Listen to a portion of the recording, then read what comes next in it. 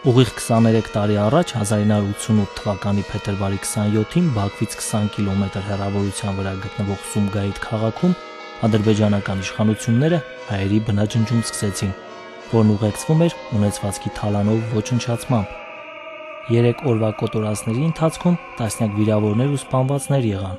Կոտորածները ոչ այլ ինչ էին, քան պատասխան Լեռնային Ղարաբաղի հայ բնակչության խաղաղ ցույցերի, որով պահանջում էին իրականացնել ինքնորոշման իրենց սահմանադրական իրավունքը։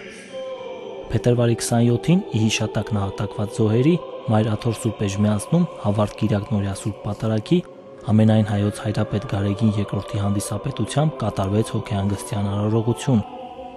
Ներկա էին Մայր Աթոռի միաբանները Հայաստանի Հանրապետությունում Մալթայի ինքնիշխան ռազմական ուխտի նորանշանակ արտակարգ եւ լիազոր դեսպան Ծագումով հայ Ժան-Միշել Ուղուռլյանը, որդու Հայ բարեգործական ընդհանուր միության կենտրոնական վարչական ժողովի անդամ Ժոզեֆ Ուղուռլյանի հետ։ Հոգևոր հայրերն աղոթք վերառաքեցին առ Աստված զոհվածների հոգիների հանգստության համար։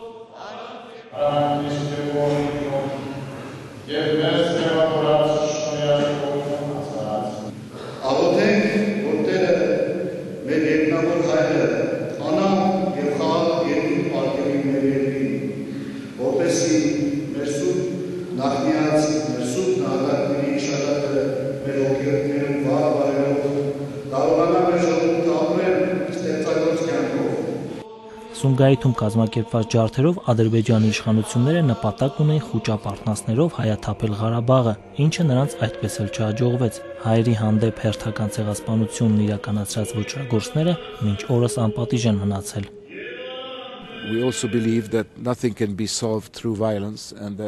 Մենք համոզված ենք, որ ոչնչի հնարավոր չէ հասնել բռնության ուժով, եւ յուրաքանչյուր բռնություն կարելի է կանխել, օգտագործելով դիվանագիտական հմտություններ, ոչ միայն աշխարհի այս հատվածում, այլև ողջ աշխարհում։ Մենք աղոթում ենք դրա համար։